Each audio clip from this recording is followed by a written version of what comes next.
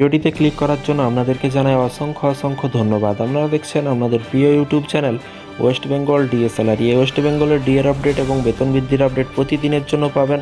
আজকে আবার একটি নতুন গুরুত্বপূর্ণ আপডেট নিয়ে চলে এসেছি।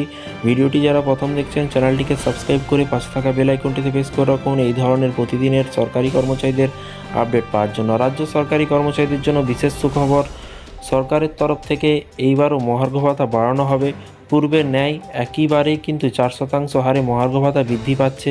তবে মহার্ঘ ভাতা বৃদ্ধি করা হলেও কিন্তু কেন্দ্রীয় সরকারি কর্মচারীদের সঙ্গে এখনও একটা ব্যবধান থেকেই যাচ্ছে। চলতি বছর জানুয়ারি মাস থেকেই কিন্তু কেন্দ্রীয় সরকারি কর্মচারীদের সপ্তম বেতন কমিশন অনুযায়ী মহার্ঘ ভাতা 50% করা হয়েছিল।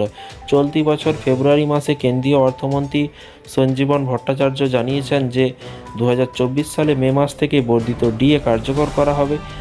তাই এই ঘোষণা এখনও কিন্তু বাস্তবায়িত হয়নি।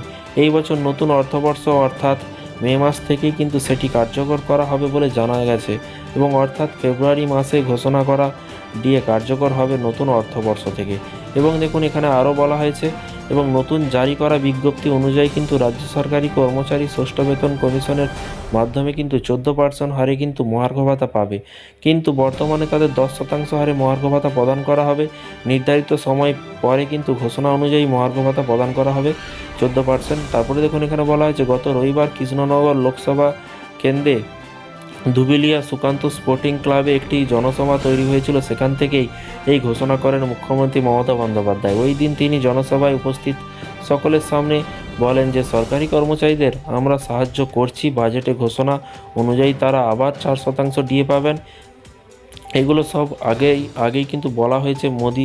মোদিদের মতো কিন্তু নতুন করে ঘোষণা করছি না আবার, এরকমটাই কিন্তু মাননীয় মুখ্যমন্ত্রী বলে। এবং এখানে আরও বলা হয়েছে প্রসঙ্গত উল্লেখ্য 2022 সালে নভেম্বর মাসে সুপ্রিম কোর্টে পশ্চিমবঙ্গের রাজ্য সরকারি কর্মচারীদের পঞ্চম বেতন কমিশনের অন্তর্গত বকেয়া ডিএ নিয়ে মামলা দায়ের করা হয়। এই মামলা এখনও পর্যন্ত চলছে। এই মামলার পরবর্তী তারিখ রয়েছে কিন্তু আগামী 15ই জুলাই। গত 18ই মার্চ মামলাটি সুপ্রিম কোর্টে ওঠার কথা থাকলেও ব্যস্ততা ও সময়ের অভাবজনিত কারণে কিন্তু এই মামলার শুনানি কিন্তু হয়নি। তো ফ্রেন্ডস, তারপরে দেখুন এখানে বলা হয়েছে কি শুনানি হয়নি। এই ছিল আজকে একটি ছোট্ট আপডেট। এই ধরনের সরকারি কর্মচারীদের প্রতিদিনের আপডেট পাওয়ার জন্য অবশ্যই চ্যানেলটিকে সাবস্ক্রাইব করে রাখবেন। আপনাদের কোনো মতামত থাকলে নিচে কমেন্ট বক্সে কমেন্ট করে জানাতে ভুলবেন না। 15ই জুলাই আবার ডিএ মামলার শুনানি আছে। মার্চ মাসে 18 তারিখ হওয়ার কথা ছিল, সেটা পিছিয়ে যাওয়ায় আবার জুলাই মাস পর্যন্ত কিন্তু বাড়িয়ে দিয়েছে। তো দেখা যাক সুপ্রিম কোর্ট কার দিকে রায় হয়। একবার যদি সুপ্রিম কোর্ট শুনে বিষয়টা, একবার যখন শুনেছিল কলকাতা হাইকোর্ট ডাইরেক্ট বলে দিয়েছিল যে ডিএটা দিতেই হবে 3 মাসের মধ্যে, সেই কথাও কিন্তু রাজ্য সরকার মানেনি। আবার দেখা যাক কি বলা হয় বা কি বলে। শুধু অপেক্ষার পালা। এবং সরকারি কর্মচারীদের আপডেট পাওয়ার জন্য চ্যানেলটিকে সাবস্ক্রাইব করে পাশে থাকা বেল আইকনটিতে প্রেস করে রাখতে ভুলবেন না।